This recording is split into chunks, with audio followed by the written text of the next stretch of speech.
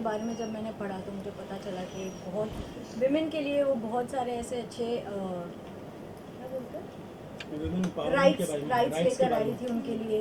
काफ़ी सारी चीज़ें जहाँ पर औरतों को या लेडीज़ की जो कम्युनिटी एज अ जेंडर उनको लुक डाउन किया जाता था, तो उनको कैसे बढ़ाया उन्होंने, उनके लिए अच्छे स्टेटस पर लेकर आई उनको, मतलब एक सेम पोजीशन पे लाकर खड़ा किया जहाँ पर आदमी भी था, गिविंग देम द इक्वालिटी।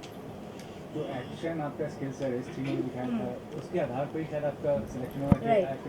तो ये जो कैरेक्टर प्ले करें दीदा का, तो हाँ। ये जो कैरेक्टर है निकनिका 2 में भी एक पर्टिकुलर कैरेक्टर है, तो कितना डिफरेंस होगा उनका और आपका ये जो किरदार है? सर इसका तो जवाब आपको डायरेक्टर ही दे सकते हैं क्योंकि मेकर वो है, मैं नहीं।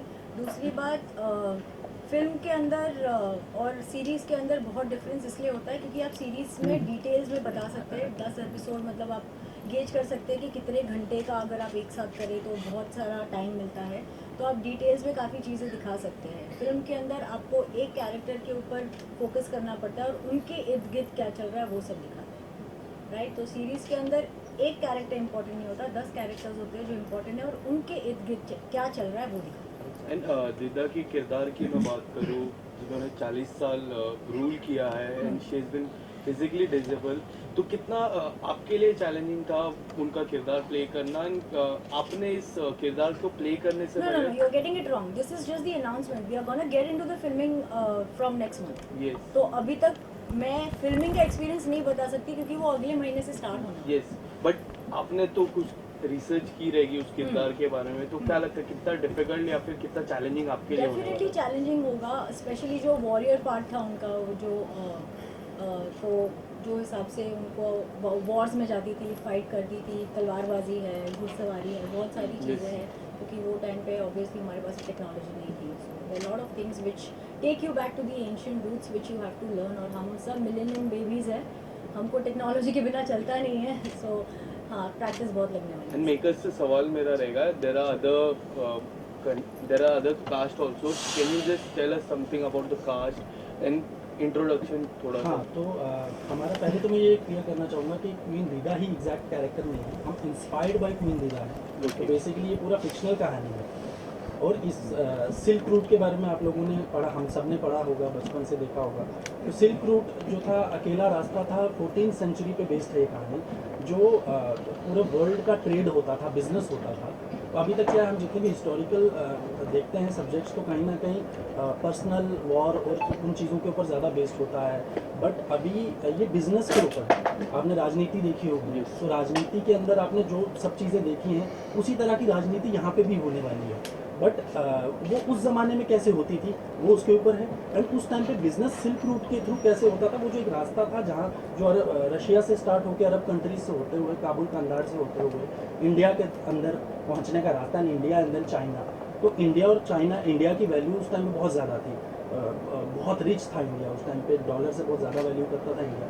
तो हर किसी को यहाँ बिजनेस करना था, ट्रेड करना था।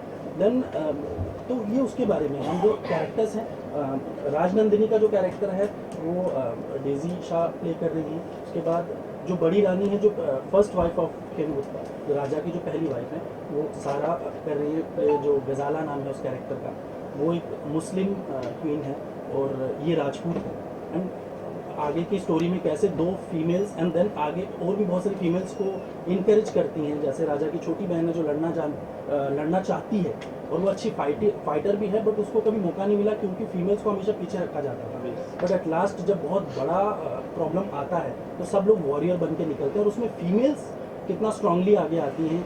एंड एक तरफ पठान फौज और एक तरफ राजपूताना फौज, तो ये दो फौज मिल के, ये धर्म की लड़ाई भी है, ये अपने देश की और अपनी सेल्फ रिस्पेक्ट एंड अपने राइट्स की लड़ाई है। तो उसमें वो फीमेल्स कैसे जाके लड़ती हैं, एंड आगे क्या होगा क्लाइमेक्स में तो अलग है। एंड देन उसमें ज़्यादा डीप में चले गए। राम सिंह का कैरेक्टर शोएब निकाह शाह कर रहे हैं, ये मेरे बड़े भाई हैं, और इन्होंने तो अवार्ड विनिंग फिल्म करी है, मंटोस्तान नेटफ्लिक्स पर, एंड देन लिहाफ ने मंटो का ही कैरेक्टर अगेन प्ले किया है। तो वो आप इनसे सवाल पूछ सकते हैं कि इनको कैसा लग रहा है इतनी रियलिस्टिक और अवार्ड विनिंग फिल्म करने के बाद आज किस तरह का सब्जेक्ट है। तो मैं ये मेरी तरफ से सवाल होगा शोएब से। अच्छा अच्छा। तो अभी तो क्या है कि 1 साल से हम ट्रेनिंग कर रहे हैं इसके लिए, बहुत ही सीरियसनेस के साथ ये प्रोजेक्ट शुरू हुआ, ये बड़ी अच्छी बात है। ऐसा नहीं था कि सिर्फ आउट एंड आउट एक्शन बनाना है तो कुछ एक कहानी और मसाला और एक्शन कर देते हैं। बहुत सारी रिसर्च हुई और बहुत सारी ट्रेनिंग हो रही है। हम सबको सुबह 4-5 बजे उठा के ये लोग 3-4 घंटे जो है वो स्पॉट फाइटिंग और तलवारबाजी सब सिखाते हैं। और मुझे बहुत अच्छा लग रहा है क्योंकि डेफिनेटली एक वॉरियर का कैरेक्टर पहली बार मैं कर रहा हूँ। मैंने पहले हिस्टोरिकल फिल्म्स की हैं, मैंने मंटोस्तान की है, मैंने बिहाफ की है, एक और फिल्म मेरी आने वाली है कंट्री ऑफ लाइट, वो भी काइंड ऑफ हिस्टोरिकल। बट ये पहली फिल्म है जो out and out action, entertaining और उसके साथ रिसर्च है बहुत सारी। जैसे कि सिल्क रूट की बात इन्होंने ऑलरेडी कर दी कि वो कितना इम्पोर्टेंट मेरे लिए मुझे जो सबसे इंस्पायरिंग और बड़ा ग्रिपिंग लगा था वो सिल्क रूट लगा था कि एक ही रास्ता था जो हिंदुस्तान के अंदर आता था और वो लाहौरा से होकर गुजरता था तो ही हिंदुस्तान में पहुंचता था। और लाहौरा एक छोटा सा राज्य था और किस तरह से वो वर्ल्ड फेमस हुआ बाद में, कितनी बड़ी लड़ाइयाँ उसने लड़ी अपने राइट्स के लिए। तो आई थिंक बड़ा इंस्पायरिंग है। अभी तक की जर्नी जो है बहुत कमाल की चल रही है और बहुत एक्साइटेड है आगे जाने के लिए और इस तरह का out and out action with lot of research ये करने की। मैं दूसरों को भी इंट्रोड्यूस कर देता हूँ। तो वहाँ अर्जुन मनास हैं, कुछ गाड़ी भी बढ़ा रहे हैं इस कैरेक्टर के लिए देर से। तो अर्जुन भी अपना एक्सपीरियंस शेयर कर सकते हो इस कैरेक्टर के बारे में। चित्रकार का जो कैरेक्टर है वनराज, ये जो कैरेक्टर मैं प्ले कर रहा हूँ इसमें वनराज चौहान का एक राजपूत कैरेक्टर है और ये राजा का जो खेम गुप्ता जी हैं उनका सौतेला भाई है और he is fond of painting, एक चित्रकार भी है, बहुत अच्छा पेंटिंग्स बनाता है डिफरेंट तरह की। एंड इस कैरेक्टर का रेफरेंस मैं कह सकता हूँ ये शकुनी जैसा था, उस तरह का कैरेक्टर है, एक लोमड़ी की तरह तेज चालाक और it's a grey character, grey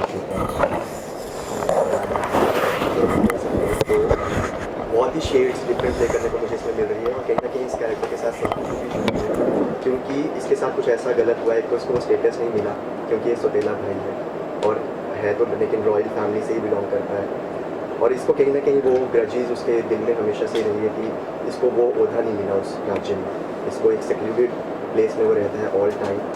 इसको एक सज़ा मिली थी, कुछ गलत किया था जिसका इसको दंड मिला था, जिसकी वजह से इसका एक आधा चेहरा जला दिया गया था और वो उसको अंदर ही अंदर वो चीज़ उसको खाते रहती है और उसको रिवेंज लेना है उस चीज़ का। और at the same time throne के ये भी इज़ लाइक वेरी ईगर कि मुझे थ्रोन भी चाहिए, तो बहुत ही इंटरेस्टिंग कैरेक्टर है। और एंड मैं चाहता हूँ कि सारा का जो गजाला का कैरेक्टर है ये भी अपने कैरेक्टर के बारे में थोड़ा बनाया। हमने पिछले कई दिनों में कई बार डिस्कस किया, दूसरे शूट पे भी हमने बहुत बार डिस्कस किया इस प्रोजेक्ट को लेकर। तो गजाला का जो कैरेक्टर है it's of course going to be with full of emotions क्योंकि वो अपने साथ साथ राजा की दूसरी बीवी को भी एक्सेप्ट करती है। उसके बाद उसके साथ क्या ऐसे सर्कमस्टेंसेस होते हैं, क्या सिचुएशंस होती हैं वो आप सीरीज़ में देखेंगे। I don't want to open up the entire story, जिसकी वजह से वो थ्रोन पे नहीं बैठ सकती है और फिर साथ में मिल के कैसे दोनों वाइफ्स और भी जो कैरेक्टर्स हैं हमारे इम्पोर्टेंट वो सब मिल के किस तरह से लड़ते हैं और इसका एक हाथ पैरालाइज्ड होता है।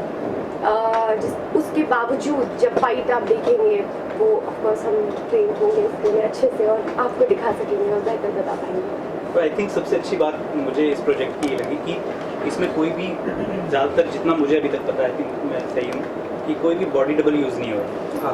पूरा का पूरा एक्शन रियल होगा, सारा एक्शन जिस कैरेक्टर को करना है वही करेगा, उसके लिए प्रॉपर ट्रेनिंग ले रहा है और ये बड़ी कमाल की बात है। हाँ, क्योंकि इसके लिए पहले भी बहुत ट्रेनिंग ली गई है। अभी कुछ लोग यहाँ पे नहीं हैं, वीर सरवर जी हैं जो जिनके पाँव में लगी थी इसकी ट्रेनिंग करते करते, वो भी अपने शूट में। तो ये फैक्ट है कि बॉडी डबल का ना के बराबर कोशिश की जा रही है कि ना के बराबर यूज़ हो, बट एक्शन ग्राउंड लेवल का एक्शन जिस तरह का आप 300 इस तरह की फिल्म में देखा है बिल्कुल रियलिस्टिक भी लगेगा बट बहुत अपीलिंग भी लगेगा। तो उस तरह के एक्शन को क्रिएट करने की कोशिश की जा रही है और इंशाल्लाह वो होगा। एंड अदर कैरेक्टर्स को मैं जस्ट इंट्रोड्यूस कर देता हूँ। जैसे अभिनय जो हैं ये जो अफगानी हैं उनके खास हैं और उनका कैरेक्टर है। उसके बाद मीर सरवर जी जो हमारे शेरशाह अफगानी का कैरेक्टर प्ले कर रहे हैं जो नेगेटिव में, उनके साथ रज़ा मुराद हैं जो उनके एडवाइज़र का कैरेक्टर है और ये उनके बेटे का कैरेक्टर प्ले कर रहे हैं मसूद अफगानी, काफ़ी साइको है इसीलिए। एंड आरती जो है ये आरती ये मैंने पहले भी जैसे बताया कि गुप्ता जो हमारे राजा हैं उनकी छोटी बहन एंड उनके छोटे भाई अभिमन्यु गुप्ता, और उसके आगे जो है मोना वो अघोरी का कैरेक्टर प्ले करें जी। एनी अदर क्वेश्चन आप लोगों